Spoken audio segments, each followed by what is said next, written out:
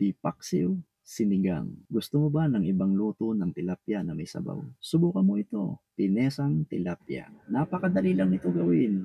Nagisa lang muna ako dito ng luya, bawang, sibuyas, at sabay sinangkutsa ko yung tilapia sa patis. Isinangkutsa ko pong mabuti ito sa patis at paminta para walang lansa. At nung sangkutsado na, sinabawan ko na nga ito at nauna kong pinakuluan ang patatas.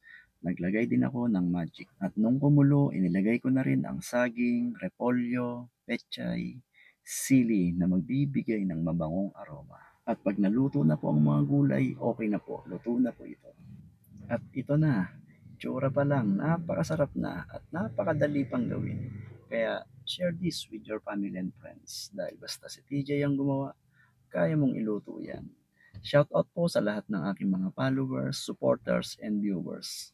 Maraming salamat po sa inyong lahat sa walang sawang panonood sa aking mga videos. Pag may mga gusto po kayong i-request na recipe, i-comment nyo lang po sa baba at iluluto ko po.